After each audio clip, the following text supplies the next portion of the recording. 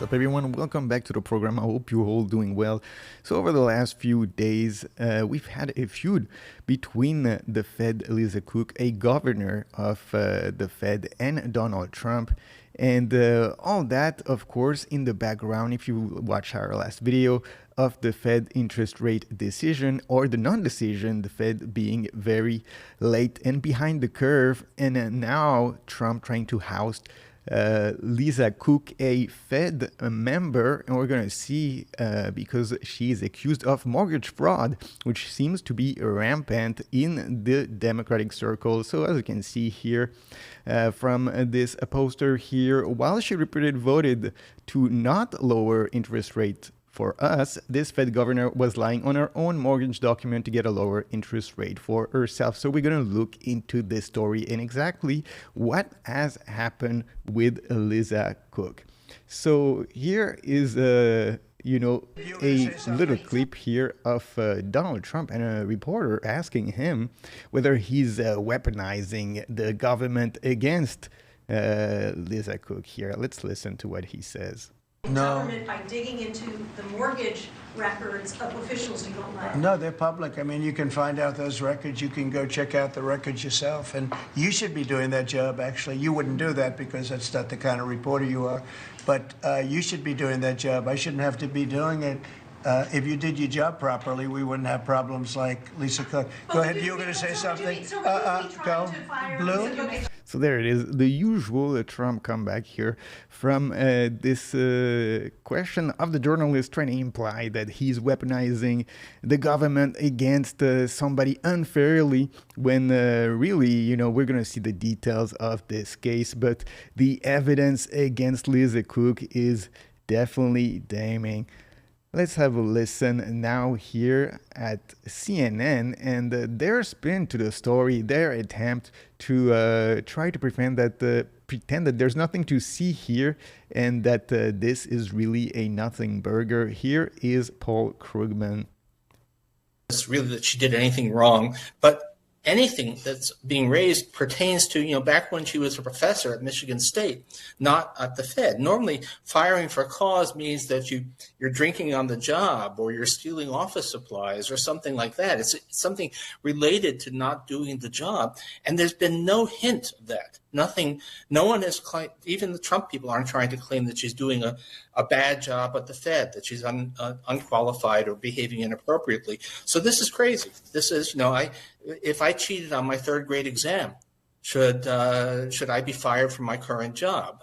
This is completely insane. And so we're going to see, of course, Paul Krugman, a Democrat economist who famously said that the internet would have no more impact on the economy than the fax machine. He has a Nobel Prize. Could you believe that? But here he's, of course, misrepresenting the situation, first alleging that this happened when before she was a Fed governor, which we're going to see actually it happened while she was elected.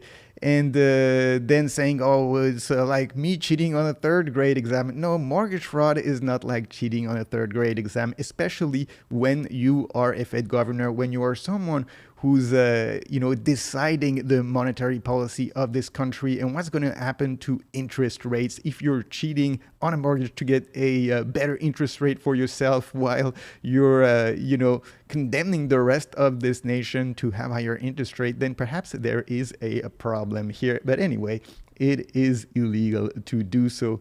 And while CNN have him on air saying that, at the same time, CNN is writing that a review of the mortgage document shows that Cook took out mortgages for 2 properties, both of which were listed as her principal residence. And that's the crux of the problem here for Lisa Cook. She listed multiple properties as her primary residence to get more favorable mortgage rate interest rates terms. You can go here on Pulte and the U.S. Director of Federal Housing, and he has, a whole thread here. He's got all the receipts here from the signatures of the mortgage application. As you can see here, she lists her Atlanta condo as her primary residence and her Michigan home also as her primary residence. She listed here on Zillow, listed for rent after declaring it as her primary residence here, as you can see in these documents. But anyway, you can go here on his feed and he's got all the receipts.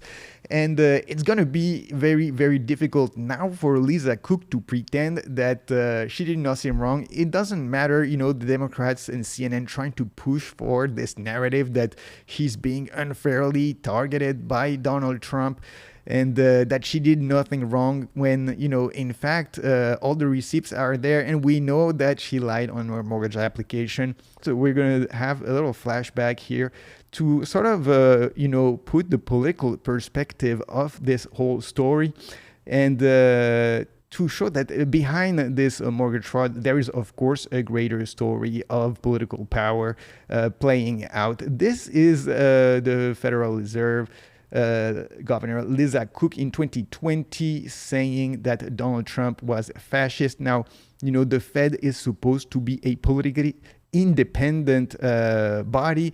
They're not supposed to be political. They're not supposed to be partisan.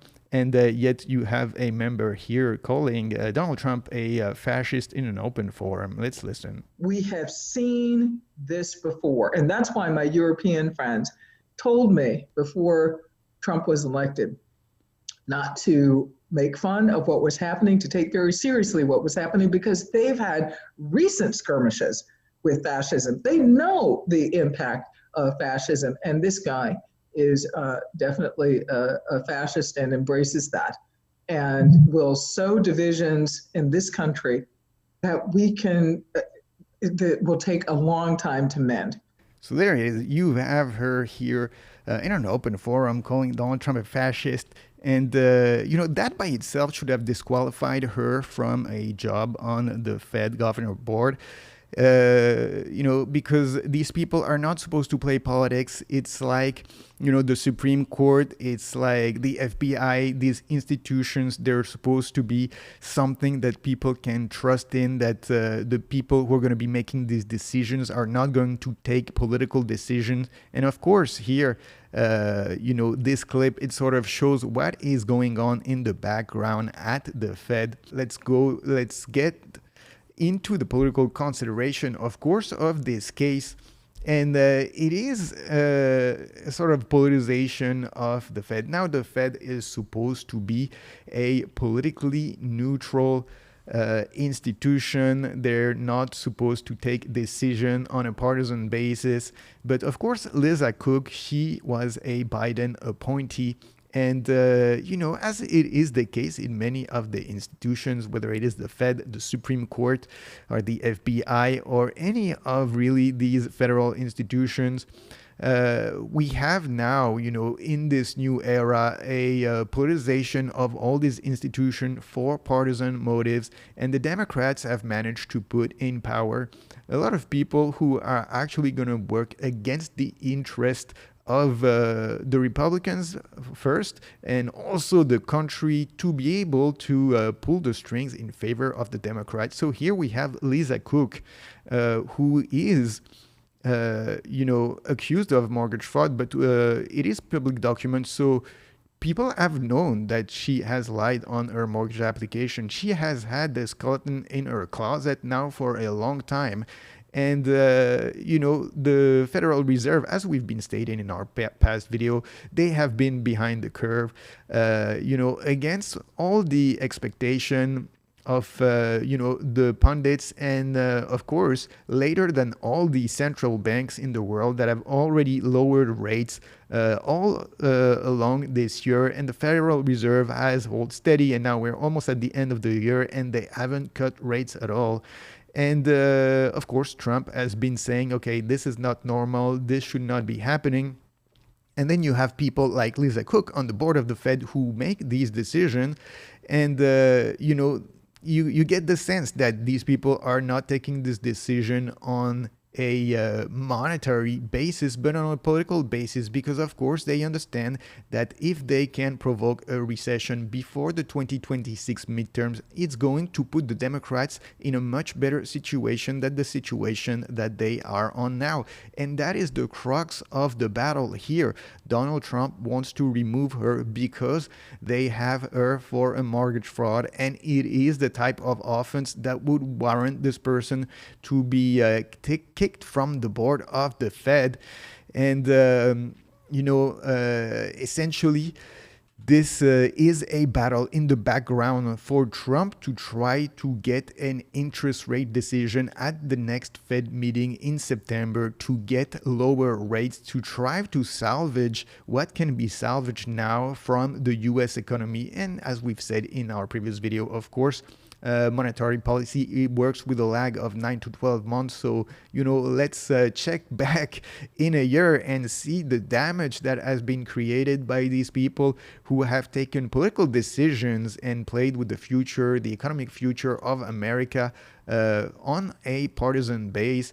And you will see, next year, when we are in the middle of a recession just before the elections happen for the midterm, then you will understand exactly what it is that these people have done and why there is this battle. But in the meantime, we will see what happens now.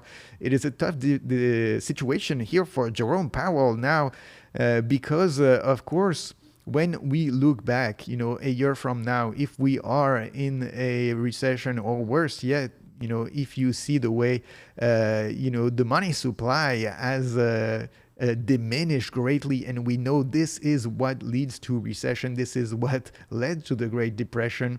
And if we are in a situation like that, then people will be looking at Jerome Powell and his board of governors and say, hey, did you guys play politics, and did you create this massive crisis for the US economy? And the truth is that most people will not understand, because most people will not have a clue. And then you'll have a big recession, and the media will of course try to spin it and say it's all because of Trump, and this is going to be the backdrop, the context of the next midterm election. So make sure you follow us if you want to understand all those things. You want to understand what's happening in the background of all these news, of all this chatter, of all the spin of the media. Join this channel if you want to get some explanation, and make sure you leave a like on this video. We'll see you very soon on the next one. In the meantime, have a good one. Hit me with that like, and sub to the channel. Hit me with that like, and click the effing bell. Click that bit, alright.